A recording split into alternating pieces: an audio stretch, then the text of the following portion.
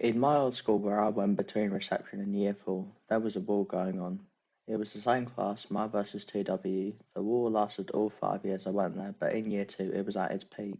It was a brutal war. This lad in 2W who had brittle bones, so he had to wear something on his head, got crushed in every fight with a 2W up. When I was in year three, the teachers finally cracked down on it because they kept getting people coming into the nurse. Sam and the beef could not go on in the playground or the field like it used to, but we improvised and it continued. I don't know why it happened. It was probably because everyone in 2L thought the people in 2W were dickheads and decided to do something about it. I'm saying that not because of bias, but the lads from 2W were committing war crimes against the weaklings of 2L. In year one, it all heated up and there were a few punch ups, but not at the level it was in year two. So in year two, if you saw a 2W up on the playground, it would be on site. Let's walk through all the good soldiers each class had. In 2W, they had Anil, this guy from India who could shove. That's the only guy I think stuck out in 2W. The rest of them were just faceless enemies. In 2L, we had me with my tire strength and war criminal skills my dad taught me. This lad Callum, who was held back 3 years, so he was a menace. Man like T-Shay, who was a fellow autist like me with berserker tactics. Then Harry and Ronnie with their fists and fury. I left that school knowing that I was a good soldier and the future of 4B, because that's what our class was called at the time, was in good hands. So, my first memory of the beef between 2L and 2W was in reception when we had wet play, but there was a small outside bit where we stood under. I looked over and saw Danny from RF scrapping with someone who would become 2W. I assessed the situation and decided the teachers wouldn't make it on time. So I reacted as reasonable and calm as I knew how to. I did it the Balkan way and grabbed a toy lawnmower and smashed the lad on the head with it. I got told off for it and had to stay in for the next break time. By year one, both of the classes understood that we hated each other.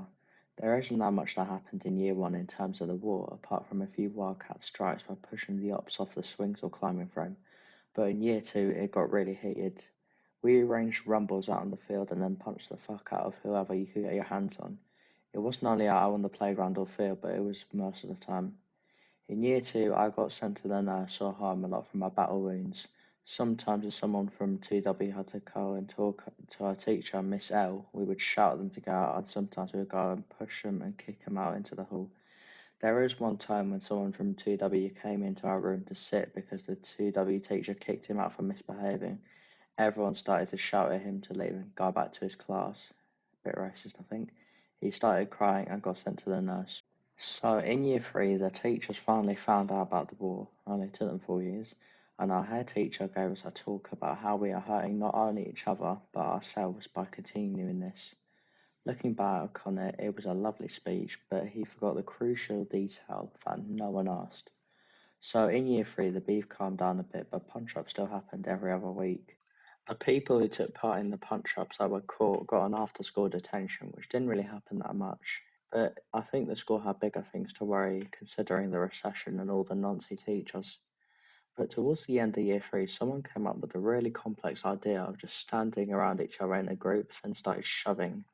The teachers put an end to it quickly, but a few people already had their heads trod on. Those were the last battles of that war that I fought in, but I knew that the future of my class was in good hands, safe from the threat of the opposition. They would still be fighting, but I knew that everyone could defend themselves, and that was all I needed. Big up to Callum, Harry, Ronnie, Danny, Ryan, T-Shay, and Sammy who carried the rumbles. I did as well, of course. There was my mate from the other class called Ben who fought with L. He didn't have to get involved, but he did because he knew that was what was right.